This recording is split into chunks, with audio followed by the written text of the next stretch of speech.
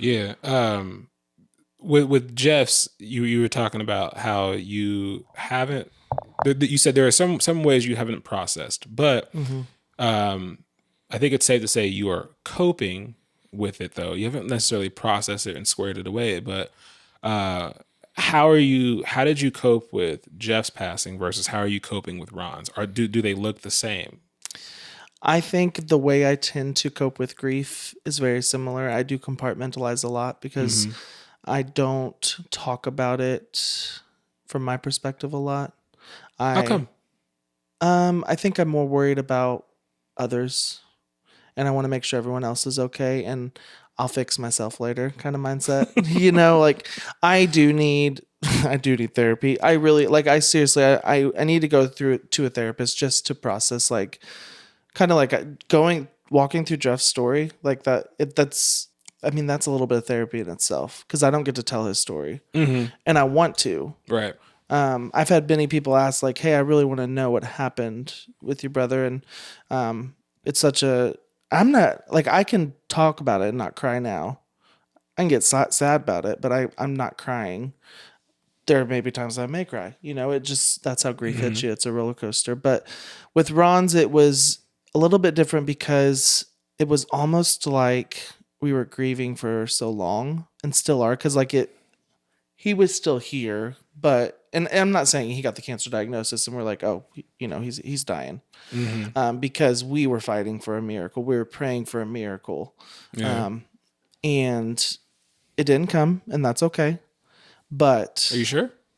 it is, it is. Because like as you are a this is a weird man of faith as a Mm-hmm. Christian and you're praying for a miracle, like I'm sure you were praying for a miracle with Jeff, and this is Jeff passes, and okay, the cliche God's got a better plan for you, or he's in a better place now, but like yeah, but Which I you will tell you, just with those few things, people will often say those at funerals to people, hmm and I think I've even said, like, oh, they're in a better place. Throughout my hospice journey, to people I know, and I will tell you that is something you should probably never say to someone at a funeral. let me tell you something else you shouldn't say at a funeral. Ask the question, how you doing? Yeah. I was at another funeral of a friend who died again, very unexpectedly. This is someone's younger brother. He was in his 20s, and he's got like a host of brothers and sisters, and I knew them all very well. I go to the funeral, and I walk up to I think the older brother. This is this dude's younger brother, and this dude has passed like I mean a week ago, Yeah. and they're at the funeral. He is.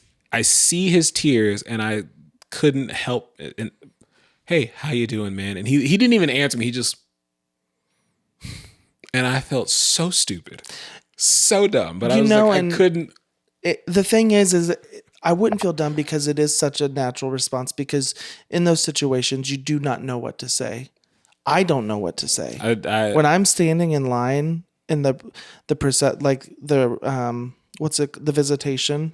I don't know what When the line's called. There's a title for it, I'm Yeah, but sure. like when I'm standing in that line, The receiving line. the receipt, yeah, like I I've had now had to stand in two lines, Mm-hmm. which seems so weird, and I don't know what to say, but there are things you cannot, like that would be better if you don't say like, oh, they're in a better place, or like, at least they're not Why is hurting. that not? Why is that? Because I mean, Because when you, like, I think because we already know that.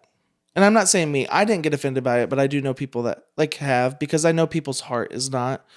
But I think when you are just lost someone, especially with my brother, when you just have lost someone so traumatically, that's not the thing you want to hear is that, we got oh, to well, figure they out are. something to say during. Honestly, the best thing to say to someone is just, I'm so sorry.